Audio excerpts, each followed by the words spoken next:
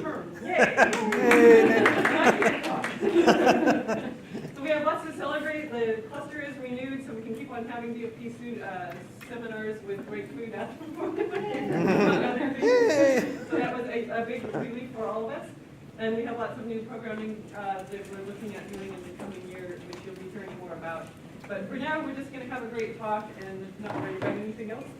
And so I am standing in today for Lisa Holsky, the chair of the DFP seminar committee, because Lisa has suffered a mishap in that her apartment got flooded by the people above her 2 days ago, and she is frantically going around trying to deal with insurance companies and find a new apartment. And asked to not come today. Please. So nothing personal about Tony. So I get to do the honors, but I will just say that I'm going to leave. I have to leave 15 minutes to go early to go to another thing.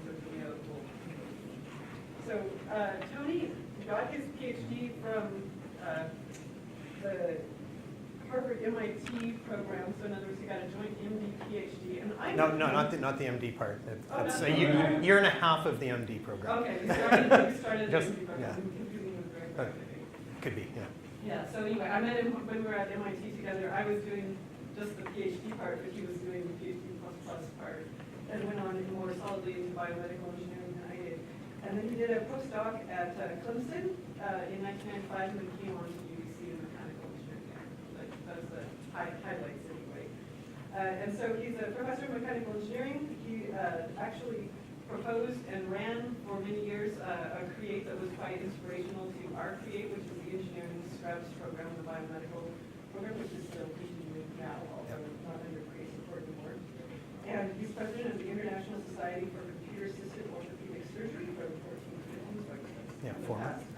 And then he runs the Surgical Technologies Lab at the Center for Hip Health and Mobility, which means he actually spends a lot of time at VGH as well as here at UBC. And not on your public CV, but also you were a design chair in mechanical engineering for quite a few years, and continuing that general approach.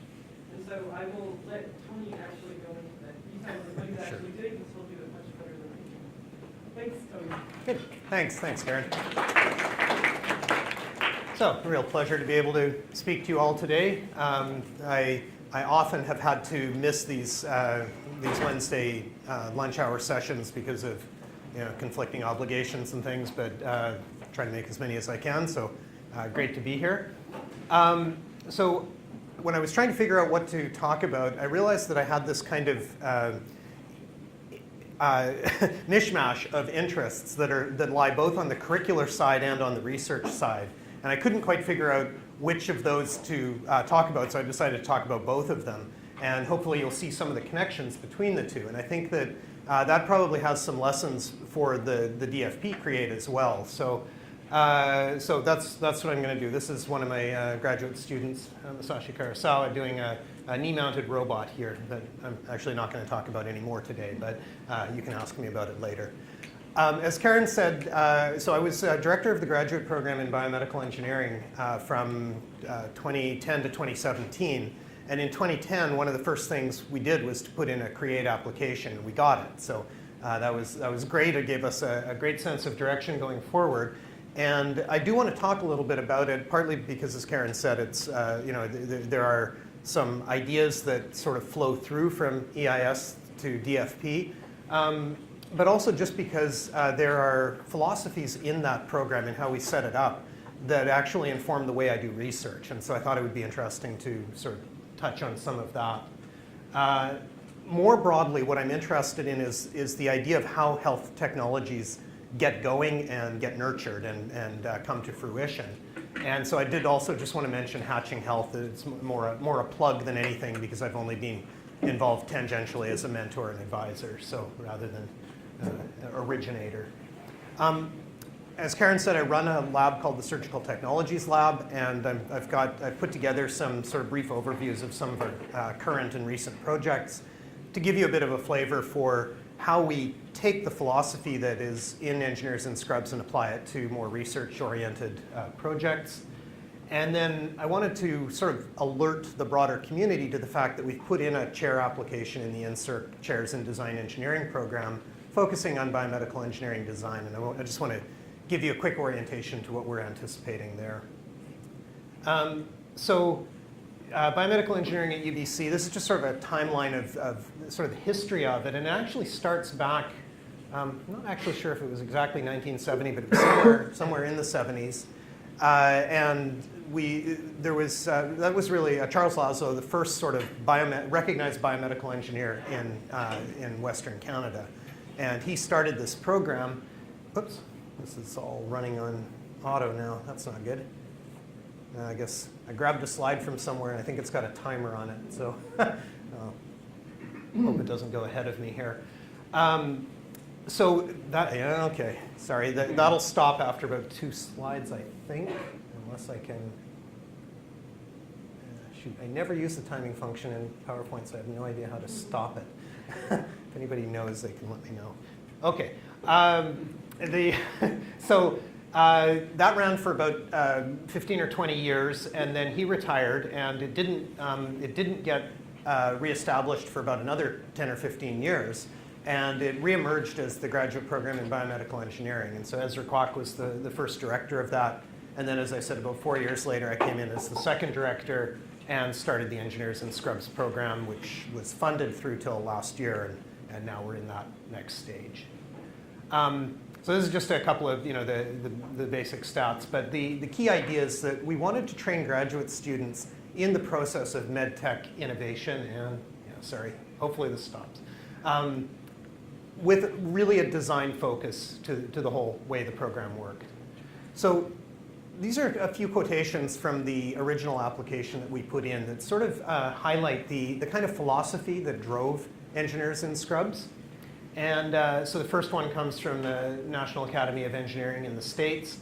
They did a report on the development of medical technologies and basically say inventive users, frequently clinicians, are the principal driving force. And so as you see, the other statements here, there's pretty broad consensus that the thing that really leads to effective medical technologies is bringing the end user in at the very beginning of the process. It's not really that surprising, but somehow many of us seem to have the arrogance to think that we can understand somebody, because we're on the technical side, engineers, we're good at solving problems. We look around at the world and we try to solve everybody's problems. My wife accuses me of this all the time in domains far beyond engineering, energy policy and transport, anyway. But really, it shouldn't be surprising that you need the actual end user heavily involved in the process from the beginning. So that's really what drove us. So the way we structured the Engineers in Scrubs program was to start by immediately putting students into the clinical environment. And actually, in the original vision, in the end, I couldn't actually persuade all my colleagues to do this. I wanted to bring the students in August and give them a full month immersion before they actually got to September and started taking their courses. And we couldn't quite get that. But what we do in the first term is we start with a bunch of tours of the sort of tech-intensive parts of the university. And we get involved in, we give everybody a shadowing experience. So to get into the program in the first place, you have to be co-sponsored by a clinician. And that clinician has to agree to work on your thesis project with you. And so that's, they are the ones who are responsible for setting up the shadowing experience. We then go into a second term course, and it's actually, it sort of migrates, it sort of starts in about November-ish and runs through till May-ish. And in any given year, I think there's some flexibility on when things happen. But there are two parts. There's a kind of need-finding part, which we call Medtech Cafes, and this was a little acronym that one of our clinical colleagues came up with, Clinical Advances from Engineering. He said you couldn't just call it a cafe without it meaning something. But these are structured engagement opportunities, and then out of that come team projects that get pursued.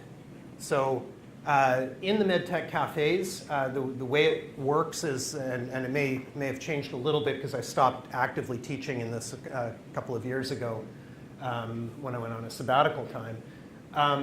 But there's a problem identification process where we engage with typically about 3 different clinical departments. And some of you, Carly, you could correct me about what it's been doing more recently.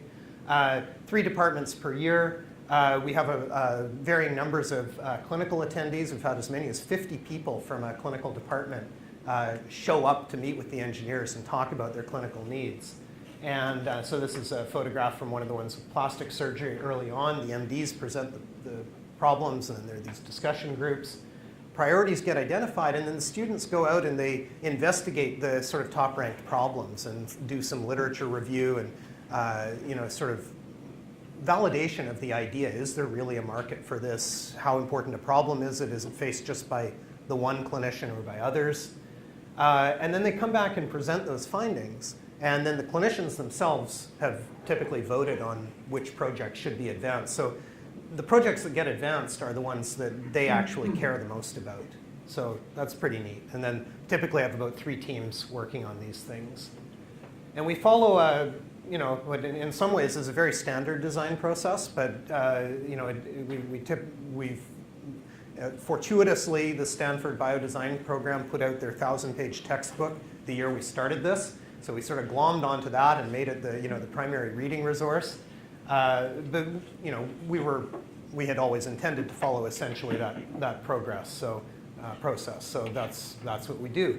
And it culminates, the sort of defining element of these projects is that you have to be able as a team to come up with a prototype that you can actually show to a clinician and get feedback on. So if you can't get it to the point where you can develop it and get feedback, it's not of appropriate scope for the course.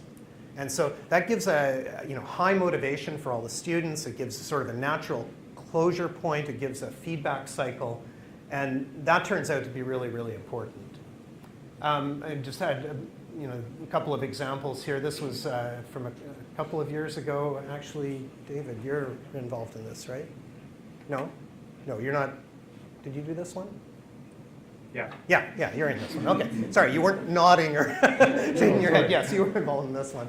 Yeah, you can speak to it more than I can. But the idea is that in Uganda, where the UBC has a very strong global surgery initiative relationship, the standard for resetting bones is with manual traction. And there are lots of problems with that. And so what the team ended up doing was designing a device that could be built locally, and so it can be reproduced in more than just this one hospital. And they got it right through to real use on patients. And so people are walking around who have been treated by this. So that's really amazing to me. I'm not going to read all of this. I'm just going to leave it up there while I say a couple of things about it. But I think for many, many students who have gone through this have told us that it's had a really incredible impact on their understanding of what the design process is. We've been very fortunate to have had a couple of people who are in the clinician investigator program. So these are clinicians who are in residency who have had some kind of engineering background, and they come into the program.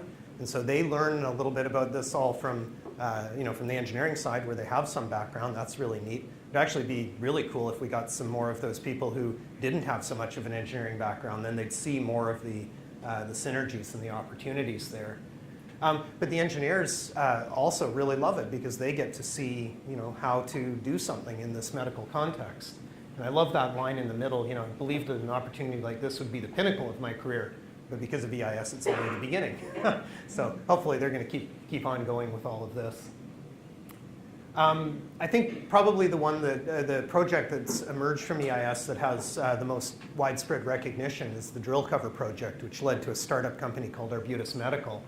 And the basic problem here is that in many of these developing countries, you can't actually either afford standard surgical drills or have a reliable enough infrastructure to make sure that they're sterilized and re-sterilized over and over again, and you can't do more than one procedure a day if the sterilization process takes 24 hours. So what is actually done is they just use regular hardware drills and try and have somebody who's non-sterile reaching over with a sterile drill bit into the surgical field. So it's really horrible, right? And so they figured that one way to approach this would be with a sterilizable cover. And you can have a handful of covers and go from one surgery to the next with the same drill. You can just swap out the cover. So that's sort of how it works, right? It's kind of like a dry bag for if you go canoeing. You just drop the drill into it, screws, and then screw the chuck in on the front part and do your surgery. And they started a company. They won some big grants. They won a Grand Challenges Canada grant of $1 million, And it's been used, I think it's now over 15,000 or maybe even 30,000 times. I can't quite remember how out of date this slide is, but in many, many countries. So, this is really amazing. This is the kind of impact that we want from technologies that arise from a clearly defined clinical need. And so, just looking forward, they've just established a partnership. School of Biomedical Engineering has established a partnership with the Rick Hansen Institute with a goal of expanding the number of students who go through this program each year. And so, with kind of more of a linkage to solder school and venture creation. I just wanted to pitch Hatching Health at this point. How many people have participated in Hatching Health before? Anybody here? A couple of people? Okay. So if you're at all interested in this field, this is like a hackathon, weekend event in the spring. It was started by a couple of med students and an engineering student. And this was from last year, but so it happens, applications in January and February. And then the event is in early March. So it's a great weekend. People come together. They form, they come together from a wide variety of disciplines. So engineering, design, business, healthcare, and these were some stats from last year. So what's interesting is there are way more people who are applying to do this than they actually had capacity to handle. They 100 participants out of 250 applications. And they pitched about 30 problems, formed 15 teams, and got to some form of initial assessment and sometimes even prototyping in the course of that weekend. So it's a really cool program, and the people who are organizing it are really well organized. They have a program beforehand and afterwards to try and encourage the teams to keep going. And actually, this is one of the challenges that I think all of us are going to face, both in DFP and in medtech more generally, which is when we start having these really cool projects and bringing people together in ways that weren't anticipated when we admitted you into the program. So they're non-thesis projects. People get really interested and invested in them, and they want to keep working on it, but there's currently no real structure for doing that. So everybody who keeps working on these things does it off the side of their desk. Like the people who started Arbutus Medical, that wasn't their thesis project. They just really liked it and created the startup company and went to that after they finished their master's degrees. And I think this is a big challenge for all of us to think about, is how to encourage greater alignment maybe between the curricular side and the research side. So I wanted to highlight a few projects that we've done in our lab that I think highlight some of the, or demonstrate some of the connections between the clinical need identification and then the subsequent project. So what you'll hear, I think, as I talk through some of these things, the themes that'll come out is that we're driven by clinical need. So almost all the projects in my lab start by conversations between me and a clinician in one form or another. And so we're talking about challenges they're facing, or I'm observing a procedure and I say, why does that happen? And then they say, don't get me started, and then they tell me something, and it's like, oh, okay. Things that we end up trying to work on are, so when you're bringing technologies into operating rooms, you have to make it usable, right? Like, there are also all these examples of things that are technically feasible, but when you look at how they're implemented, they involve all these manual, techie processes. Can you digitize outlines on an image and process that in some way, or then run this other piece of software to do that calculation? And so the idea that you have to, even if something is technically feasible, that you have to invest time and effort in automating it, figuring out how to make the machines do as much as they can with as little intervention from the clinicians as possible, is a really important thing. One of the things we're trying to do with a lot of procedures is improve the accuracy. So, trying to do, so for example, in fracture repair, so I work with orthopedic trauma surgeons. How do you put surgical implants, screws in the right place? How do you make sure they're in the right place? So you have to be able to measure accurately. And typically in these procedures, the error bounds are on the order of 2 or 3 millimeters. So it's fairly tight. And any of you who have ever done carpentry know that it's one thing if you can do it on things where you've got straight edges and squares and stuff like that. It's a lot different if you're working with anatomical objects, which just have no well-defined corners or fiducial locations or things like that. We're also trying generally to lower radiation. The more that we're relying on interventional techniques where we need surgeons to use x-rays to figure out where things are inside the body because we don't want to cut the body open, the more we're exposing the surgical team mainly, sometimes the patient, but hopefully they're only there once, so their dose is often low enough that we don't have to worry too much about that. But the surgical team is asked to use radiation more and more and more, and it's surprising how much of a risk that is for different kinds of surgeons. We also care about operative efficiency. So the whole field of computer-assisted orthopedic surgery has taken a very long time to go from demonstrated systems that have some demonstrable improvement in accuracy to being accepted in the ORs. And I would say it's still a long way from widespread adoption. And a big part of that has to do with workflow. So if it lengthens the time of surgery, you're screwing yourself. You can't get it in there because even if there's a benefit, there's a trade-off, and they don't like that. And cost is another part of that. So we work with a wide variety of imaging modalities, of tracking technologies, different kinds of mechatronic devices. And so I've got, I put a bunch of these things up here, and I'm going to keep an eye on the time and try and get you out on time. But I'll try and describe some of these things, and if I don't get to them, I'm happy to talk about them later. But we work with fluoroscopy, ultrasound, and some sort of cool little, playing around things that we're looking at. So, profs always say, and it's absolutely true, that all the work gets done by the students. So I have shamelessly borrowed slides, and I want to acknowledge all these students. I have an acknowledgement slide at the end, but this is one of my current students who's doing, again, this word, automated intraoperative implant pose estimation for spinal and pelvic surgery. So the challenge is in a number of spine surgeries, the way you're going to fix the problem, which could be compacted vertebrae or fracture or scoliosis, is to install some kind of hardware in the spine to straighten or support or whatever you're doing. And the way they do it is to put what are called pedicle screws through the connecting bits of bone from the vertebral body to the back part of the vertebral of the vertebrae. And the channel there is pretty narrow. So it's a little bit of cortical bone, a little bit of cancellous bone. It's right next to the spinal cord. It's right next to other neurovascular structures around. And you don't want to go out of that channel if you can possibly avoid it. Okay. So imagine this is what you're looking at in an open procedure. So this is the spine running along this way and some screws that are going in. And you want to make sure that all those screws are in the right place before you let the patient go. So what do? You take a couple of intraoperative x-rays and you get images that look like, well, sorry, I'll go. You look at that, and now you're trying to figure out, this is a 2D projection.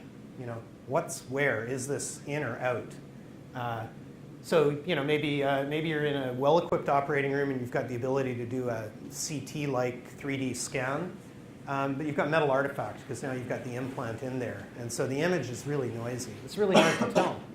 So we actually just did a little pilot series. We knew where the implants were. We took some of these. We asked our clinicians if they could judge based on these scans, and out of 10 screws, clinicians could only correctly identify the location of 8 of them. And they made mistakes twice, right? It's actually worse than that. Well, so our inspiration, the thing that we want to do, is to try to provide an intraoperative visualization based on the preoperative CT and intraoperative x-rays to show the surgeon more reliably where we think those screws are, okay? But this is the clinical situation. The malplacement rates, so screws not where everybody ideally wants them to be, have been documented at being in the wrong place up to half the time, right? Now, not all of these are clinically significant. You can breach and not actually impinge on a nerve. But 6% of these procedures are redone because the patient is unacceptably symptomatic after the procedure. Okay? So that's a lot. This is a procedure that's done 500,000 times in North America every year. So that's a big deal. You'd think that some of these advanced technologies, navigation and computer-assisted surgery, would be helping, but the market penetration is still very low. They're expensive. They're only done in the biggest centers, and 90% of these procedures as of 5 years ago were still being done by conventional fluoro-guided or freehand means. So we really felt that we needed a way that would be applicable to all these procedures to tell the surgeon before they leave the OR that the screw is in the right place. So I just talked before about the two intraoperative ways of telling, and the problem is the accuracy of using these techniques is quite low. It's only in the 70% range, right? And so they're trying to figure it out, but a lot of the time they don't. So what we really want is something where it has this kind of profile of intraoperative fluoro, but we want the accuracy to be much, much higher. Okay? So the technique that we proposed and that the student's been working on is something like this. So it's near universal that they start with a CT image, so we have that available to us beforehand, a model. Intraoperatively, we take C-arm X-ray shots. And then we've got a pipeline that I won't explain in full detail, but it involves some calibration processes. It involves image automation because you have to figure out where these implants are during the surgery. And then you have to do this 2D, 3D registration problem. You have to figure out where to put your spinal model or where these implants are relative to the vertebrae. And you want to overlay these in the CT model, and then you want to show it, render it to the surgeons. So, just a couple of pictures here to show basically what's going on is you get an opportunity to take a couple of shots of the spine, and you get to see where the implants are. And so you want to identify these and back project and figure out where it is, where to put it in the CT image. So it turns out when you try to automate all of this, there are lots of problems. So one thing is, we want to take X-ray images in which these implants appear. But if you remember the earlier one, you saw there were like 10 screws in there, right? And there were rods. So there's lots of occlusion. If you can take shots from lots of angles where one thing is lying on top of another. So it's really hard to tell, right, especially automatically, whether you've got the right kind of images. You also don't want to be looking too much down the shaft. You want to be looking at it more from the side. And so that, the one that says not acceptable over on the right, we want to take an X-ray shot from another position. So we use a lot of machine learning techniques, classifiers, things like that, to try to figure out whether a particular image is acceptable or not. And then we can give some instruction to the surgeon, say, take another shot, and then we'll be able to figure it out. So that's one of the things that goes on here. So another thing we want to do is, once we have got these images and know that they're okay, we actually have to pull out the important information, which is the shaft position, these sort of shaft axes. So we don't want to be confused by the heads, right? We want to ignore that. So how do we do that? The conventional segmentations are manual. That's unacceptable. It's actually really hard to apply sort of simple image processing techniques, thresholding and stuff like that. Don't really help. There's lots of confusion.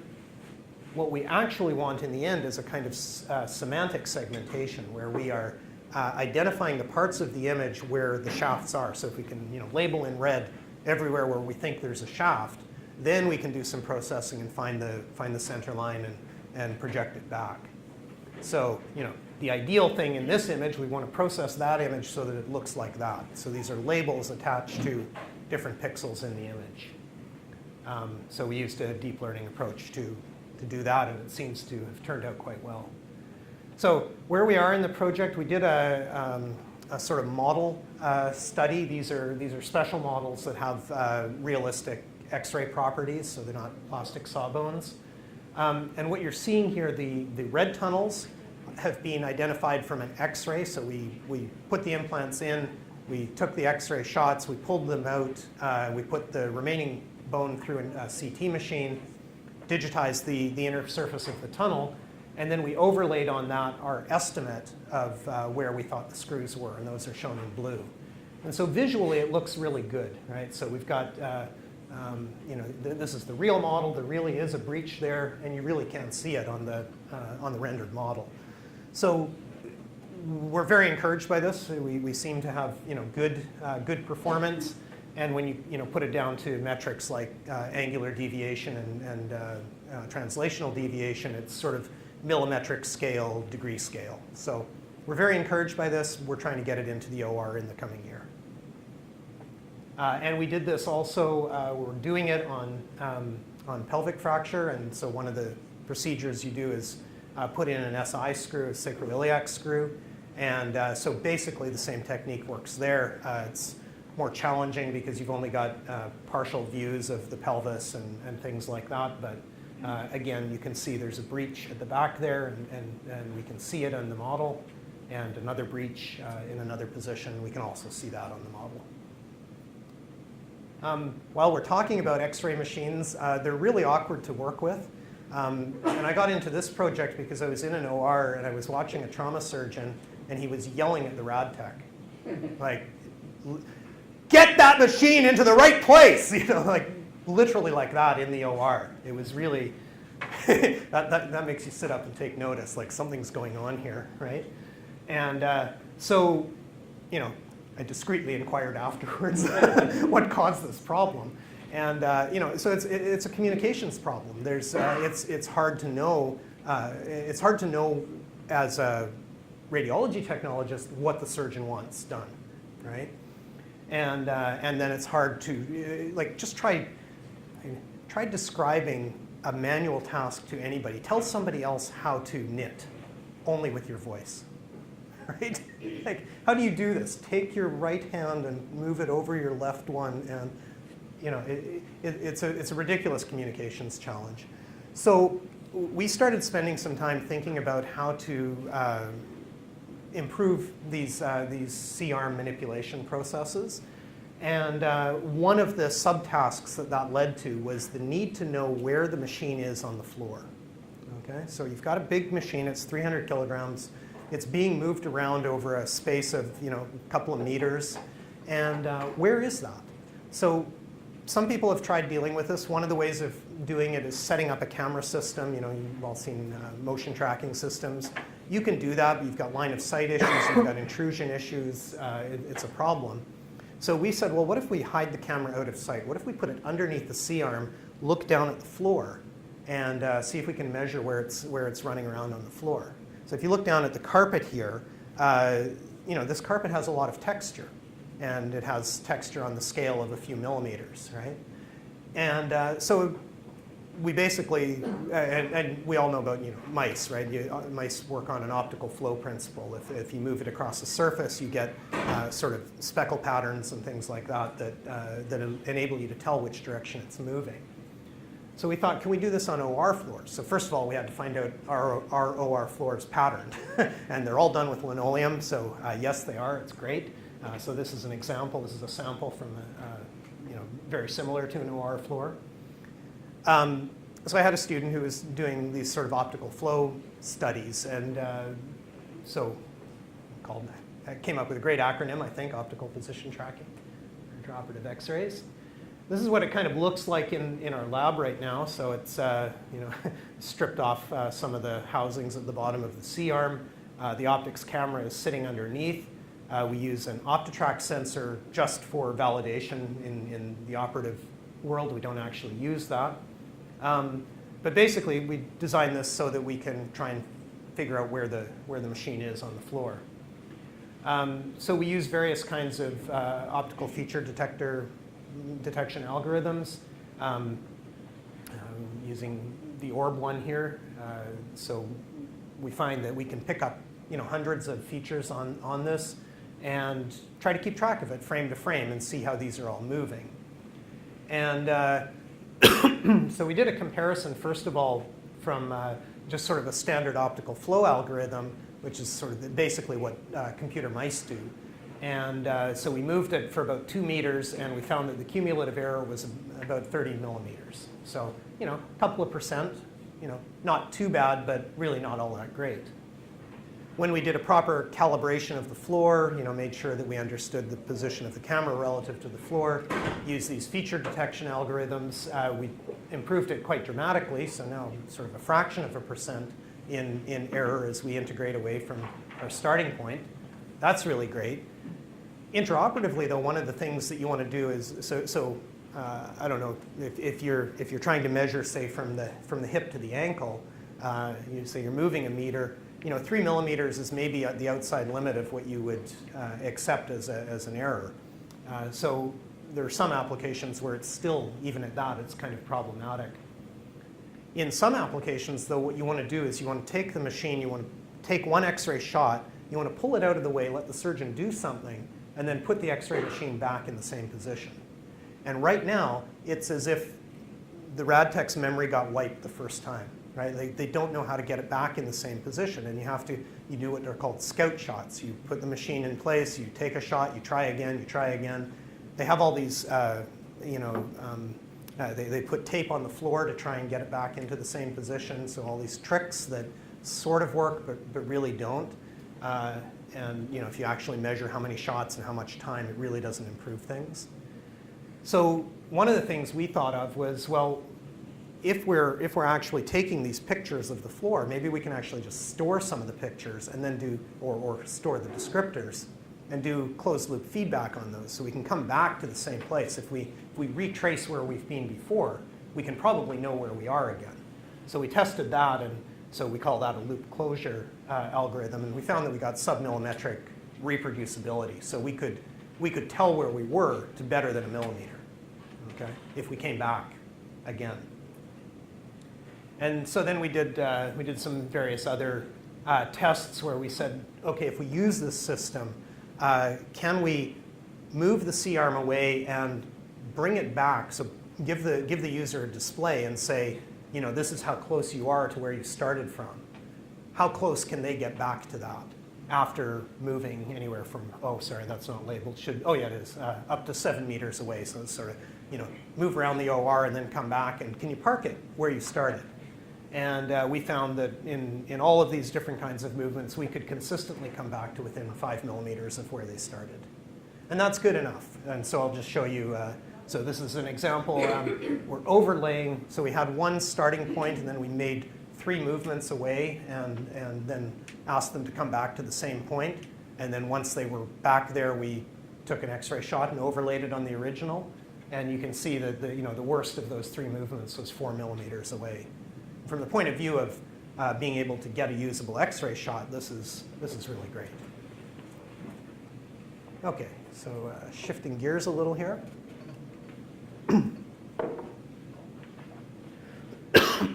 Excuse me. So this is another current PhD student of mine. He's actually defending in a couple of days and then switching into the PhD program. So he's working on pelvic fracture surgery and ultrasound guidance. So the basic issue, it's a little related to what we were talking about before, but you're trying to put these screws into across the fracture line, and you want to make sure that they're put in the right place. So right now the technique is mainly fluoroscopy driven, so they're taking lots of back and forth X-ray shots. And we'd like to be able to replace that with a navigation system and get rid of all that radiation. So there are various navigation systems out there. They're all fairly complex to use. One of the things we would like to do is get rid of any radiation exposure at all. So we're looking at the idea of using ultrasound to do the registration of the preoperative model to what we see intraoperatively. So just a quick lesson. So this is something that can have a kind of fracture that you can get to the pelvis, and so the idea is to put it back together. That's called reduction, and then fixation is where you secure it again. So we've done some work a number of years ago on a sort of limited, a very small part of the pelvis, and we've done a technique called Gaussian mixture model registration. So you sort of getting point clouds from the CT and from the ultrasound images, and then registering them. That seemed to work really well. And so we had high hopes for that working when we went back to the full pelvis scale. It turned out actually to be a lot more problematic. So we took a somewhat different approach. So generally in ultrasound, in trying to use ultrasound for this problem, we have a couple of challenges. One is that you start with what's a pretty noisy image, right? And what we're really trying to find here is we're trying to figure out where the bone surface is. So it's somewhere over here. But ultrasound is an intrinsically noisy imaging modality, so it's hard to find. There's lots of stuff that is not bone, but that can look a lot like bone. One characteristic is that underneath bone there's a very deep shadow region because the acoustic energy doesn't penetrate past that surface. So that's one of the clues that you can use. I had a PhD student a number of years ago. This is a work with Rafif Abou-Garbia in electrical engineering. And so this is the original ultrasound, and he came up with the idea of using a certain kind of image processing technique called phase symmetry. And it's an intensity invariant approach, and it seemed to clean up a lot of what was going on, but it sometimes got confused. Those points up at the top are really soft tissue layers, and we'd like to try to reject that. So a more recent student a few years ago introduced the idea of bringing in shadow maps and trying to compute a measure of confidence that a particular area was in a shadow zone or not. And so when he did that, he showed that this often would clean up lots of these other elements. And then more recently, my current PhD student came up with a sort of independent way of computing some of these metrics. So the original image, a shadow confidence map, leads to an enhancement, and then in the enhanced image he does some image processing, and it ends up with an image that looks nice and sharp and clean.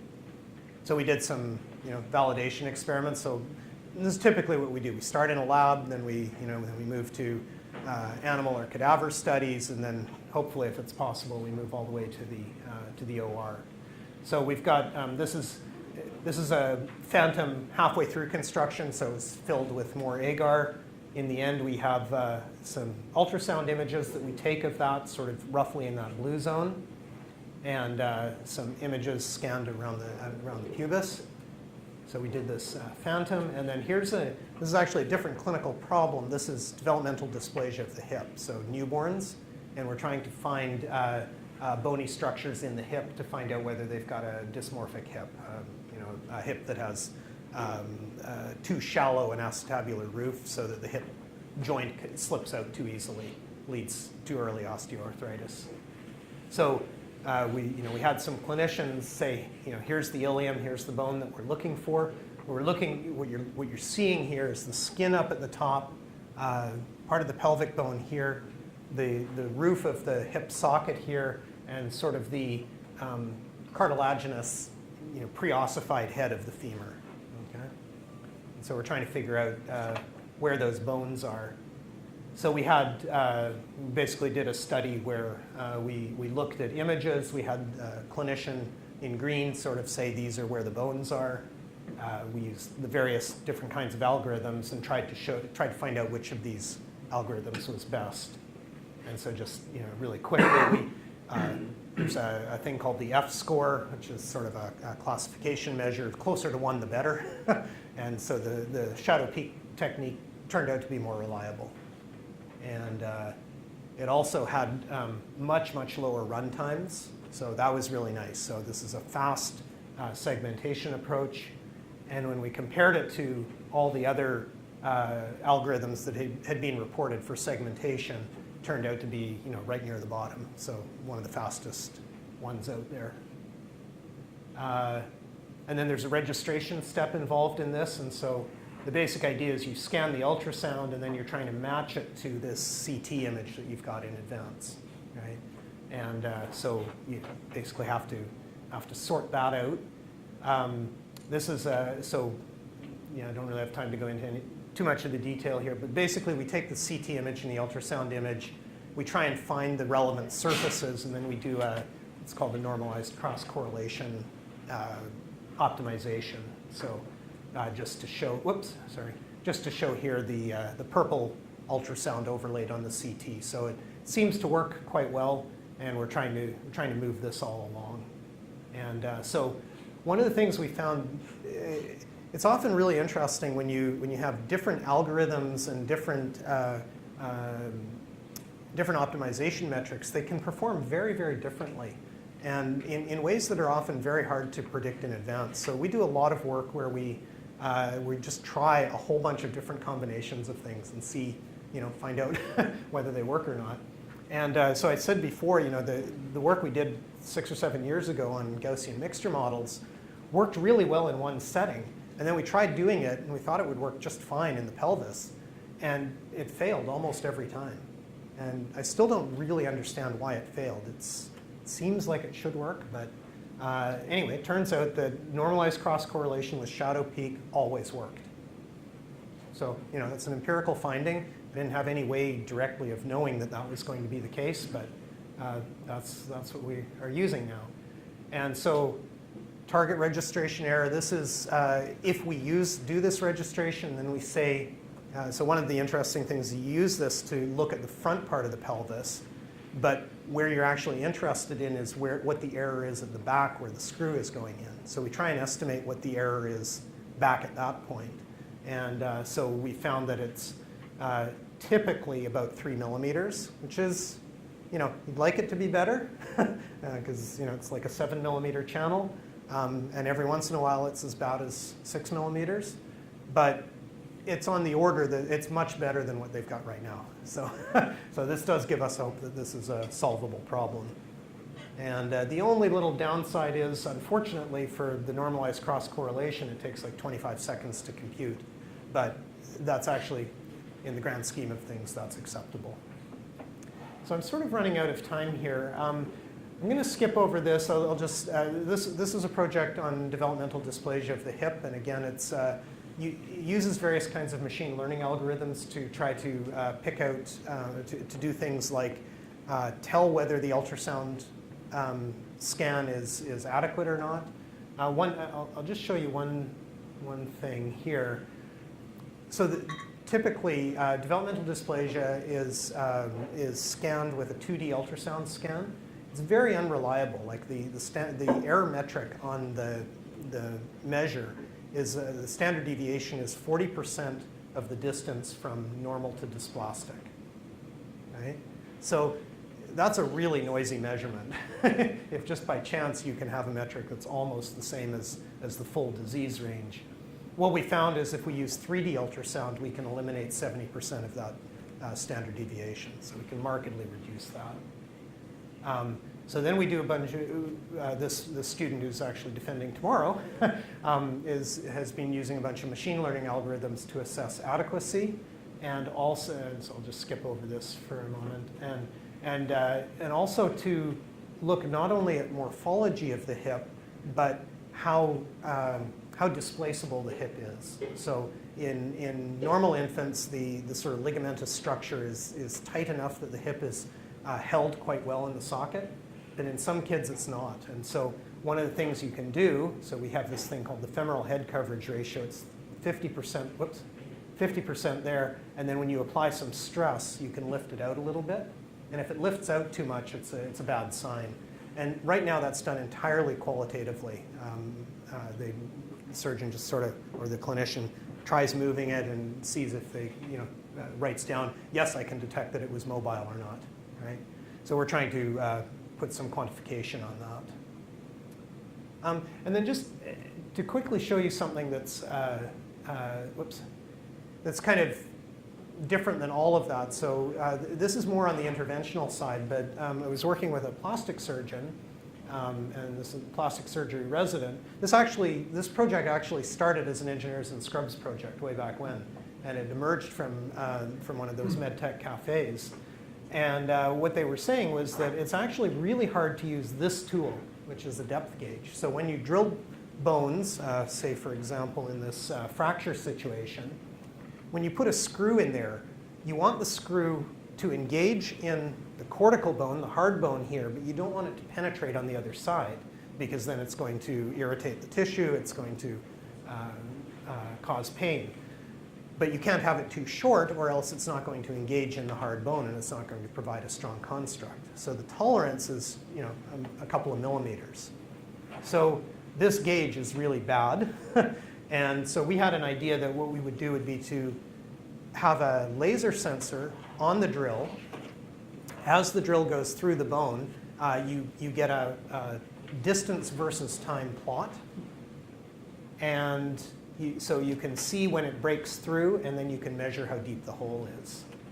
So this was the prototype, and that's what it looks like when we were testing it out. And so this is basically its performance. So the laser gauge works really well. It gives you an error of about 1.5 millimeters, compared with 3 millimeter, you know, plus or minus 3 millimeters in the best case for the depth gauge. But in these other situations where you're drilling at more of an angle, the error in the other technique can be, you know, plus or minus 8 or 10 millimeters, right? So, so that's just sort of another cool little project that just, you know, turned into a master's thesis out of an Engineers and Scrubs project. Okay, and so I'll skip. Oh, yeah, playing around with HoloLens in case anybody wants to talk about AR stuff. We'll talk about that. And I did just want to say very quickly, this is a really complicated diagram, but we're putting in a chair in design engineering to try to provide some sort of unification or sort of global look at the various medtech development activities that are going on at UBC. And you can tell there are a lot of different entities involved here. This has both curricular focus, has a curricular focus at the undergraduate and graduate levels, basically. And so I'm looking at ways so Designing for People is sitting over here, and we sort of want to find a way to bring it into all these other activities and make all of this more cohesive. So if anybody would like to talk to me about that, I'd be happy to chat afterwards. Okay, thanks very much. I realize it's right at the end, so maybe. Absolutely. Questions? Okay, Yeah. so if someone has a question about either the teaching structure that you have set up or some of these new projects, you can ask now, and folks can stick around later and have other questions for it. I think I will too.